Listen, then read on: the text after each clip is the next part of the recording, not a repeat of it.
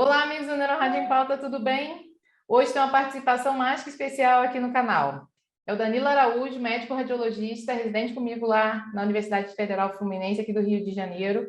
E juntos nós apresentamos e ele estrelou um caso bastante complexo, onde a gente vê a importância do uso da ressonância magnética para definir um diagnóstico clínico e determinar efetivamente qual vai ser a conduta feita com aquele paciente no CIG, que é uma reunião de neuroradiologia que acontece pelo Colégio Brasileiro de Radiologia.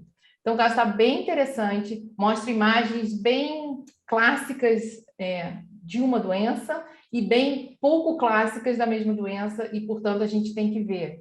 E, no final, eu quero que você participe. Será que é uma? Será que é outra? E ele vai levantar com vocês exatamente todo esse questionamento e, no final, você coloca lá nos seus comentários.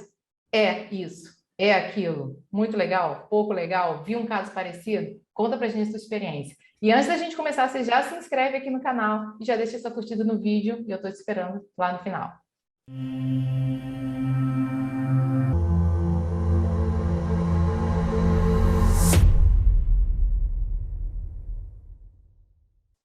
Oi, Danilo, bem-vindo. Olá, tudo bem? Tudo Muito ótimo. obrigado pelo convite. Muito legal. O evento lá foi bem legal, né? O problema é que a gente teve que apresentar bem rápido, então a gente não pôde discutir muitas coisas que a gente vai poder ter oportunidade de discutir aqui, né? Exatamente. Por isso que a gente está gravando esse videozinho aqui, exclusivo para o pessoal do Neuro Rádio em Pauta. Vamos lá. Adorei essa logo aí atrás. Está bem personalizado. Ficou ótimo, né? Ficou ótimo. Vamos lá. Tirar aqui minha imagem. Vocês estão vendo minha tela, né? Estamos, pode continuar. Então, foi esse o caso aí, um caso clínico de neuroradiologia, aqui no SIG. Então, o caso ele inicia... Um caso o paciente é o VSL, sexo masculino, 45 anos. Ele foi transferido lá para o hospital em maio de 2020, com um quadro clínico de perda de equilíbrio e turvação visual. Isso teve início há 2 meses antes aí dessa internação, e teve uma piora progressiva nas 2 últimas semanas, que chegou, inclusive, a impossibilitar a deambulação. Ele foi medicado nessa ocasião com fenitoína e dexametasona, e aí a gente vai ver o desenrolar da história. Esse paciente ele tem como história pregressa epilepsia desde os 18 anos, que ele vem sendo controlado com o uso de fenobarbital. E tem também um histórico de BK pulmonar tratado em 2018. Então, nessa ocasião aí de maio de 2020, ele foi internado e realizado a ressonância magnética, que a gente vai ver aqui de crânio. Vocês podem ver aqui no FLAIR esse hipersinal, aqui na ponte, e também aqui no corpo caloso. A gente vê aqui no T1 com contraste que essa imagem ela não apresentou realce pelo meio de contraste, tem um hipersinal na difusão, porém não tem um baixo sinal no ADC, ou seja, tem uma difusão facilitada, não tem uma restrição à difusão. E aí esse paciente ele permaneceu internado diante desses achados, e a gente realizou uma série de as pesquisas de rastreio neoplásico com tomografia, endoscopia, colonoscopia e alguns marcadores tumorais, que foi o CEA, PSA, alfa-fetoproteína e beta-HCG. Além disso, realizou ultrassonografia testicular, que foram todos esses exames negativos para as possíveis diagnósticos. E, além disso, foi feita também análise do líquor para fungo e BK. Foram todos negativos, GeneXpert também negativo, e todos o painel de anticorpo antineural foram também negativos. O FAN foi marcado para 1/320, C3 e C4 altos, fator reumatoide alto, VHS foi 39. Então, nessa ocasião, vocês podem ver que foi um mês depois, ali em junho, e aí esse paciente realizou essa tomografia. Vocês podem ver que não tem nenhum achado que corrobore ou que ajude no nosso diagnóstico. E, posteriormente, lá em julho, ele teve um novo quadro neurológico, neuropsicomotor, e realizou uma nova ressonância magnética. Vocês podem ver que a gente tem agora o hipersinal agora na região frontal. Você vê que mudou essa área de acometimento, agora nessa área córtico subcortical aqui frontal, e também aqui na ínsula direita, que, nessa ocasião, apresenta realce pelo meio de contraste, embora não haja uma restrição verdadeira à difusão. E aí, nessa ocasião, ele foi tratado com pulsoterapia e teve uma melhora clínica e, posteriormente, alta hospitalar. Bem, posteriormente, em novembro de 2020, ele teve um novo quadro de queda da própria altura, dor torácica, porém sem alterações no eletrocardiograma. Ele foi internado e aí foi realizado uma ressonância magnética novamente, aí já em novembro de 2020, e aí a gente não teve novos achados, porém, a gente vê naquela área da ínsula, perdão, aqui naquela área da ínsula, a gente vê já uma atrofia daquela área que ficou acometida. Vocês podem ver aqui no FLAIR e nesse coronal T2, a atrofia, pode até fazer análise comparativa, e isso é bem evidente. Então, o paciente ficou um tempo sem fazer o acompanhamento, vocês podem ver em novembro de 2020, e posteriormente ele retorna em 2021, em março, com uma intensa dor torácica e com episódios de síncope. Foi realizado, diante desse quadro de intensa dor torácica, essa tomografia computadorizada, em que se observa uma lesão expansiva, com inclusive gerando lesões líticas no externo, e uma lesão também com realce pelo meio de contraste aqui na ressonância magnética cardíaca. Era uma lesão pericárdica que estava cometendo as partes moles, inclusive o osso adjacente. Inclusive, esse exame de tomografia evidenciou um linfonodomegalia, linfonodomegalias axilares, e foi realizada uma biópsia desse linfonodo e iniciado um tratamento específico para esse diagnóstico que foi dado, que nós iremos discutir posteriormente, se faz parte do diagnóstico final ou não. Então, vocês podem ver aí em março de 2021, e agora depois ele retorna novamente em agosto de 2021, agora já com déficit cognitivo importante, inclusive com um comportamento infantilizado. Novamente realizada a ressonância magnética, a gente pode ver aqui uma nova área de hipersinal, córtex subcortical, aqui frontal à esquerda, frontal à direita, sem realce pelo meio de contraste e sem restrição à difusão. E também nesse mesmo dia, nessa mesma ressonância, aqui nos núcleos da base também, sem restrição à difusão, com um hipersinal. E aqui a gente realizou a perfusão e a gente viu que, vamos ver aqui no mapa de perfusão RCBV, ele não tem uma significância da relação entre a área analisada e a substância branca contralateral, então a gente não ajudou isso no nosso diagnóstico. E aqui também na curva de RCBV também não auxiliou no nosso diagnóstico, que até corrobora esses achados aqui dessa relação. E aí, gente, posteriormente, em outubro, agora quase no final da história desse paciente, onde a gente conseguiu chegar no diagnóstico, ele teve um novo quadro de plegia, déficit cognitivo, realizada a ressonância magnética, e assim a gente tem agora uma lesão expansiva, com hipersinal aqui no FLAIR, realce pelo meio de contraste, e desta vez ele tem sim uma restrição à difusão.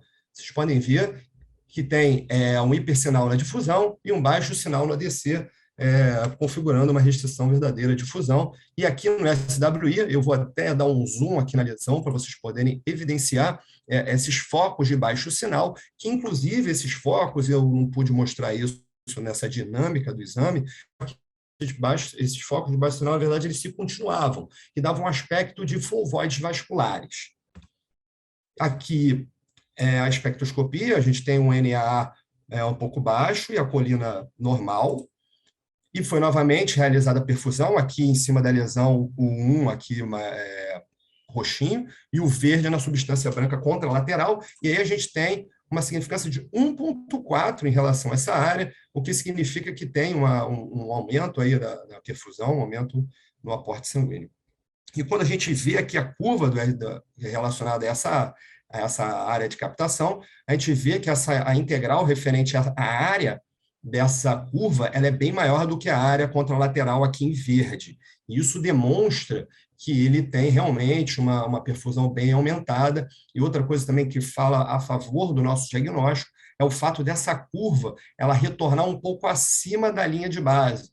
Algumas patologias, principalmente extraxiais, ela retorna até 50% da linha de base, outras ela retorna abaixo, mas acima de 50%, e essa, no caso aqui, ela retornou acima da linha de base nessa curva de RCBV. Então, gente, vou fazer então aqui um check-up aqui da nossa história, só para a gente lembrar e poder tentar fazer essas hipóteses diagnósticas. Então, aqui em março a julho de 2020, tem um quadro neuropsicomotor recidivante, foi tratado com anticonvulsivante corticoide. Em março de 2021, a gente tem uma nova área aqui de hipersinal, agora aqui no corpo caloso. Posteriormente, em julho, agora na ínsula direita. Em agosto, a gente vê a atrofia da ínsula. Em outubro, aquela lesão expansiva com esse aspecto na curva do RCBV e aquela relação de 1,4. E aí, a gente aqui, eu vou omitir aqui essa informação, chamar a professora Rueda para poder discutir com a gente aí esses achados e, posteriormente, trazer o histopatológico que nós obtivemos, e ver se isso vai fechar com a nossa suspeita diagnóstica. Pois é, muito bem, Danilo. Então, o que a gente vê de apresentação clínica, né? Um homem jovem que começa a ter alterações cognitivas, que começa a ter alteração de comportamento, que tem alteração motora e que tem lesão real. Existe uma área de hipersinal no FLAIR que a gente consegue identificar nas sequências convencionais, né? Então, sempre batendo aqui na tecla que a gente fala muito do convencional, do avançado, o que aquilo pode te ajudar. E, obviamente, que a encefalite, e a encefalite autoimune, um quadro de encefalite próprio clinicamente estava detectado e tinha aspectos que poderiam ser aspectos radiológicos de encefalite. E a gente fez a pesquisa, né? Você mostrou lá que os anticorpos foram negativos, existe uma bateria de anticorpos que você pode pesquisar. Aqui no canal tem um vídeo falando sobre encefalite autoimune, então lá eu falo um pouco da possibilidade como um todo de anticorpos que você pode procurar. E o dele veio tudo negativo. A gente pode ter tido um falso negativo? Sim, porque ele já estava em tratamento. Pode ter contribuído alguma coisa. Mas, enfim, era o diagnóstico que estava mais na nossa mão.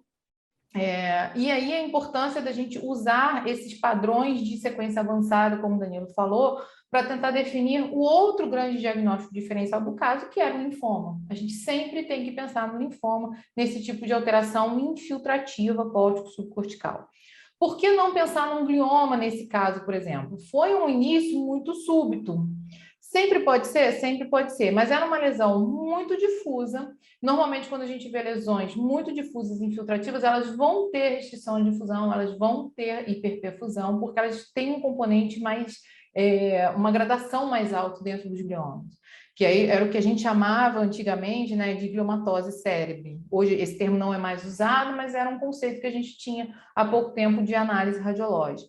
Então a gente vê uma lesão difusa, que não faz efeito de massa, que tem um quadro de alteração de comportamento associado, poderia perfeitamente ser uma encefalite, e não tem as alterações clássicas que a gente espera do linfoma, que são a restrição à difusão e o aumento da perfusão. Então, esse paciente foi considerado como uma encefalite, ele retornou alguns meses depois com lesões novas. Então, lesões novas a partir de um diagnóstico prévio, a gente sabe que as encefalites são recidivantes. A gente fez todo o rastreio tumoral para ele, porque frente a uma encefalite você tem que afastar, sim, algum outro diagnóstico, uma encefalite paraneoplásica, né? Lembrando que a encefalite, ela pode acontecer em qualquer lugar do cérebro, ela pode ser uma encefalite autoimune, como a gente viu, e alguns tipos estão relacionadas à presença de autoanticorpos estimulados por um tumor. E o mais interessante disso tudo, e o mais complexo também, é que a gente pode não necessariamente identificar o tumor nesse momento, ela anteceder o desenvolvimento tumoral.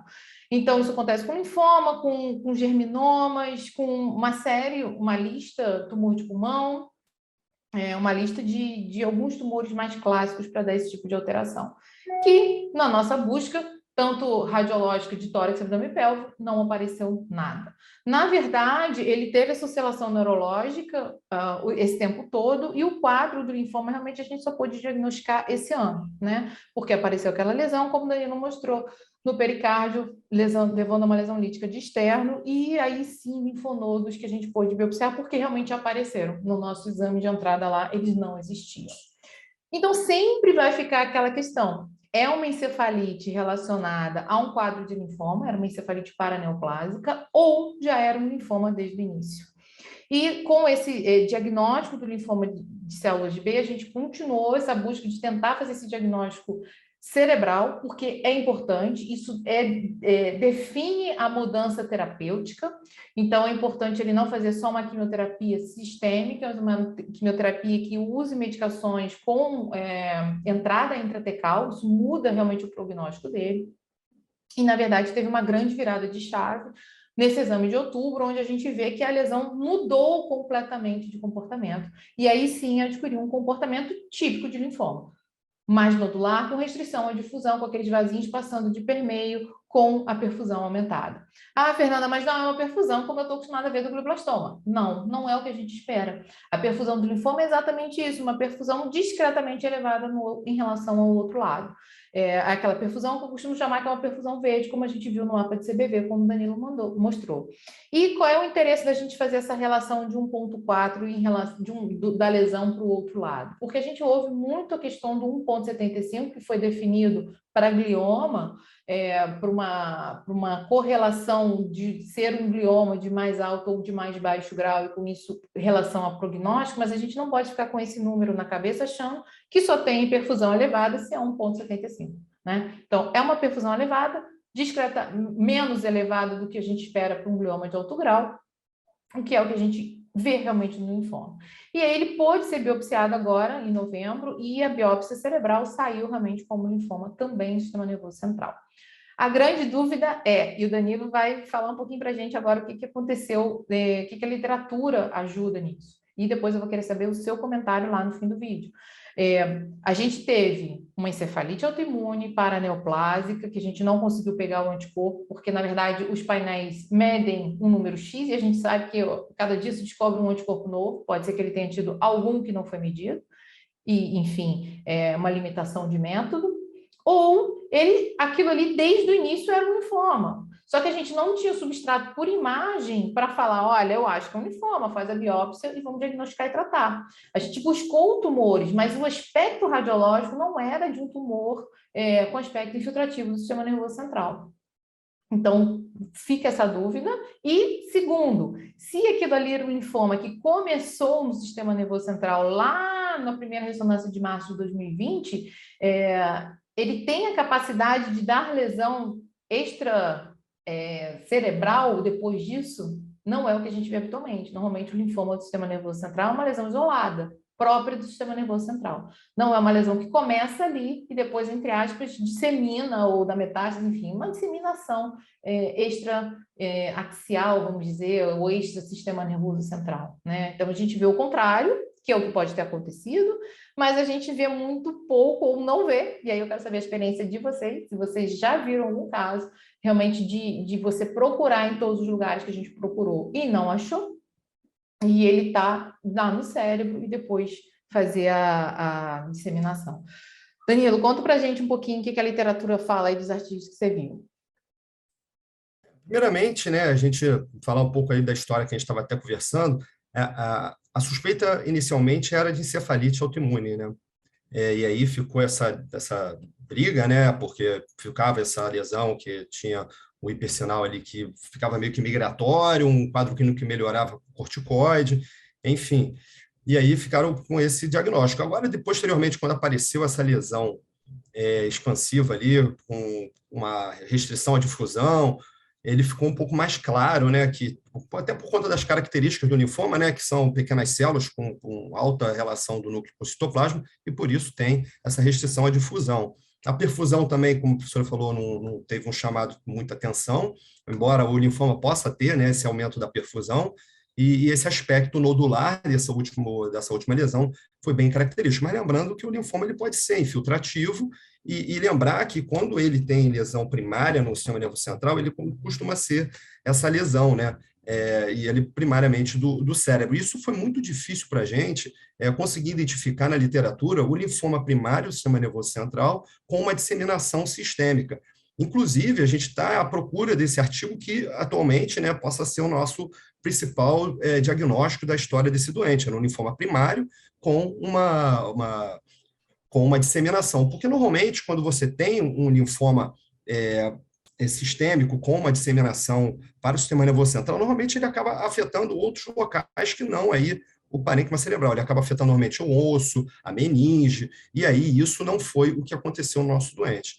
Então, a gente ainda resta aí essa conversa, essa discussão sobre o que foi o caso desse paciente, e aí levantar também essa possibilidade de vocês contarem um pouco da história de vocês, se alguém já viu, tanto o artigo, até presencialmente, o linfoma primário do sistema nervoso central, como a disseminação sistêmica.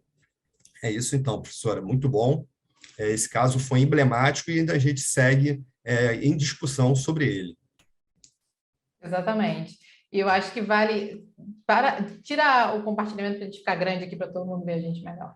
E eu acho que vale sempre lembrar que depois dessa discussão que o linfoma é um grande mimetizador de lesões, né? Isso aí a gente aprende na radiologia como um todo. Quando você vê uma lesão infiltrativa que você não consegue explicar, que está pegando osso, partes moles, disco na coluna, que pega um monte de tecido dentro do abdômen, pensar sempre em linfoma. Isso não é diferente também para o sistema nervoso central, como o Danilo falou, esse acometimento difuso de osso, meninge, parênquima, tudo junto. A gente sempre lembra de linfoma.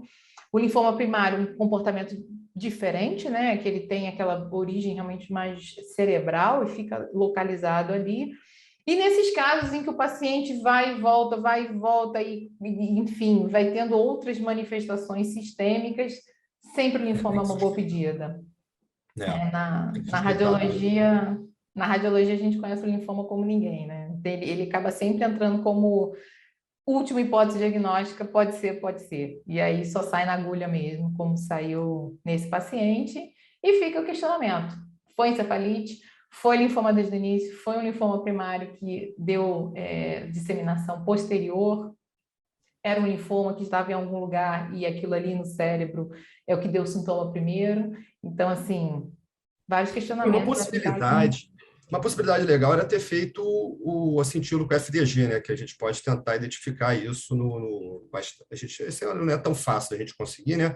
E para a gente identificar o sistema nervoso central, às vezes fica um pouco difícil, porque o cérebro ele capta muito o FDG, então fica difícil, às vezes, você ver essa lesão do linfoma. Mas era uma possibilidade, mas é bem complicado, né? Foi algo até que eu estudei recentemente sobre esse caso. A gente também tem as dificuldades do próprio sistema, né? Mas, enfim, a gente fez o que era possível. E é importante a gente falar também do que é possível, porque muita gente que está vendo é o que tem de possível, né? Então, assim, a gente tem que trazer sempre o que dá para fazer com as armas que a gente tem e o que a gente poderia fazer se a gente tivesse todas as armas disponíveis. Muito bem lembrado e avaliado, Danilo. Ótimo. Queria super agradecer a você pela participação, foi show de bola. A apresentação lá já foi top e aqui agora vai ficar gravado para o Brasil e fora do Brasil ver também. Parabéns, excelente estudo de casa, excelente conclusão e vamos ver o que a galera vai falar aqui no canal ou lá no Instagram, no @NeuroRádio em Pauta, sobre esse caso. E não deixem de compartilhar esse vídeo com alguém que você está vendo uma experiência semelhante, algum caso que você ouviu, chama aquela pessoa, vem aqui ver. Olha só, está acontecendo com eles também, acontece com todo mundo. E eu espero vocês aqui e lá no Instagram, na @NeuroRádio em Pauta também. Um abraço e até a próxima. Tchau, Danilo. Tchau, um beijo. Prazer.